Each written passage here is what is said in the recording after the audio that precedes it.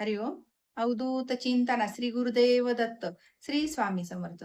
Religious काकू या आपल्या चॅनलवर तुमचे मनापासून स्वागत करते आणि व्हिडिओला सुरुवात करते. तुम्ही या चॅनलवर नवीन असाल तर लाईक, शेअर आणि सबस्क्राईब करायला विसरू नका. तुमचे एक लाईक आणि सबस्क्राईब आम्हाला पुढे जाण्याचे बळ देते. चला तर व्हिडिओला सुरुवात करूया. बघा, हा अधिक महिना आहे, पुरुषोत्तम मास. आणि ह्या पुरुषोत्तम मासामध्ये 3 जून 2026 रोज बुधवार संकष्टी चतुर्थी आली आहे. ही संकटी चतुर्थी म्हणजे आपल्याला पुण्य देणारी आहे. आणि कारण ह्या खास महिन्यामध्ये आलेली आहे, तर आपण ह्या खास महिन्यामध्ये जितकं तुम्ही सेवा, नामस्मरण करताल, तितकं आपल्याला संकष्टी चतुर्थीचं अधिक पटीने आपल्याला फळ मिळत असतं. आणि आपला बघा, बुद्धीचा देवता म्हणजे गणपती बाप्पा. यांची आपण जितकी सेवा करू, आपल्यासाठी तर ती सेवा कमीच आहे. कारण जितकी सेवा आपण करू, तितकं आपल्याला अधिक पटीने फळ मिळत असतं. आणि जितकं आपल्या घरामधील मेंबर आहेत, लहान मुलं आहेत, मोठी माणसं आहेत, सगळ्यांनी जर सेवा केली, तर सगळ्यांना भरभरून कृपा आशीर्वाद गणपती बाप्पा देत असतात. तर त्यामुळे म्हणजे संकष्टी चतुर्थीला आपल्याला सगळ्यांना मिळून सेवा करायची आहे. आणि ही संकष्टी चतुर्थी खूप खास आहे, कारण ही अधिक महिन्यामध्ये पुरुषोत्तम मासामध्ये आलेली आहे. तर या महिन्यामध्ये नामस्मरण, जितक्या सेवा, जितक्या तुम्ही उपास, व्रत करताल, तितके आपल्याला अधिक पटीने फळ मिळत असतं.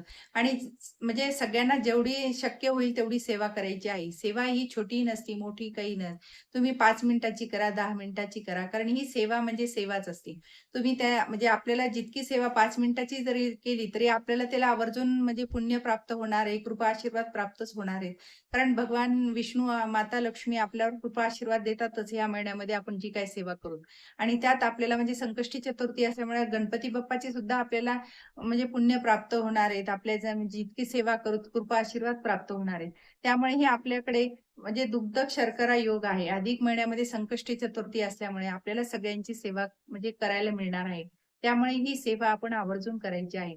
तर बघा, संकष्टी चतुर्थीला तुम्हाला उपवास नाही जमला, म्हणजे ज्यांना करणं शक्य नाही, त्यांनी नाही केलं तरी चालेल. पण ही सेवा आवर्जून करायची आहे. तर ती सेवा कोणती आहे, हे त्यासाठी व्हिडिओ शेवटपर्यंत नक्की बघा. तर बघा, आपल्याला यामध्ये संकष्टी चतुर्थीच्या दिवशी आपल्याला गणपती बाप्पाला ज्या प्रिय गोष्टी आहेत, त्या आपल्याला आदल्या दिवशी आणून ठेवायच्या आहेत किंवा तुम्ही त्या दिवशी सकाळी पण आणू शकता. तर गणपती बाप्पाला आवडणारी वस्तू म्हणजे जास्वंदाचं फूल, दुर्वा, हे आपल्याला आवर्जून आपल्या पूजेसाठी आणायचे आहे. आणि गुळ खोबऱ्याचा नैवेद्य, तुम्ही मोदकाचा नैवेद्य हे आवर्जून करायचं आहे. तर आपल्याला ह्या वस्तू आधी आणून ठेवल्या, तयारी करून ठेवली, म्हणजे आपल्याला ज्या दिवशी आपल्याला ही सेवा करायची आहे, त्या दिवशी आपल्याला अडचण यायला नको. तर बघा, ती सेवा कोणती? तर आपल्याला गणपती बाप्पाचे म्हणजे संकष्टी चतुर्थीच्या दिवशी आपल्याला सकाळी सगळे आपले म्हणजे कामं, नित्याची कामं करणं झाल्यानंतर, स्नान ते सगळं झाल्यानंतर आपल्याला अभिषेक करायला बसायचं आहे. तर आपल्याला अभिषेक करताना आपल्याला गणपती बाप्पांची मूर्ती आपल्याला तामणात ठेवायची आहे.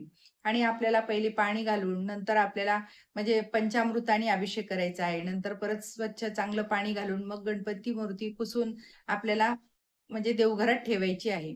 तर आपल्याला गणपती बाप्पांना अभिषेक करताना आपल्याला जप करायचा आहे. वक्रतुंड महाकाय सूर्यकोटी समप्रभ निर्विघ्नं करू मे देव सर्वकालेषु सर्वदा. हा जप करून आपल्याला म्हणजे अभिषेक करायचा आहे. हे जर तुम्हाला हे तर गणपती अथर्व शीर्ष सुद्धा म्हणून तुम्ही करू शकता. गणपती अथर्व शीर्ष म्हणता आलं तर ठीक आहे, नाही तुम्ही मोबाईलवर लावूनही म्हणून तुम्ही पळीने पाणी घालू शकता गणपती बाप्पाला. हे सगळा अभिषेक झाल्यानंतर गणपती स्वच्छ पुसून आपल्याला देवघरात ठेवायची आहे. गणपती देवघरात ठेवल्यानंतर तुम्हाला गणपती बाप्पांना वस्त्र घालायचे आहेत. वस्त्र घातल्यानंतर तुम्हाला गंध, अक्षदा, फूल अर्पण करायचं आहे जास्वंदाचं. मग दुर्वा अर्पण करायच्या आहेत. आणि आपल्याला मोदकाचा नैवेद्य अर्पण करायचा आहे.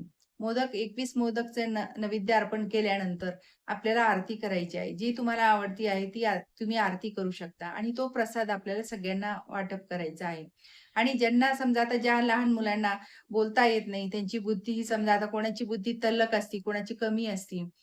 काही लोकांना म्हणजे विस्मरण होत असते. अशा लोकांसाठी हे जे आपलं अभिषेकाचं जे पाणी आहे, ते तीर्थ म्हणून सगळ्यांना द्यायचं आहे. म्हणजे सगळ्यांनीच घ्यायचंय, पण ज्या लोकांना असं ज्या बाळांना विस्मरण होतं, काहींची शक्ती कमी आहे, अशा लोकांना हे तीर्थ म्हणजे फार पुण्याचं आहे आपल्यासाठी. तर मग हे तीर्थ सगळ्यांनी प्रसाद म्हणून घ्यायचंय. तर ह्या तीर्थाने सुद्धा सगळ्यांची जी काही स्मरणशक्ती कमी झालेली आहे, मुलांची बुद्धी तल्लख होण्यासाठी हे तीर्थ फार महत्त्वाचं आहे. तर मग हे सगळं तीर्थ घ्यायचं आणि तुम्ही ही असा सेवा ही दर चतुर्थीला ही सेवा करू शकता. दर चतुर्थीला तुम्हाला अभिषेक करायचा आहे आणि ते तीर्थ म्हणून सगळ्या म्हणजे आपल्या घरातल्या मुलांना, सगळ्या घरातल्या मंडळींना हे तीर्थ द्यायचं आहे आणि हे केल्याने आपली तर बुद्धी तल्लख होतीच, पण घरातही जे नकारात्मक वातावरण आहे, ते सुद्धा निघून जाते आपल्या घरातून.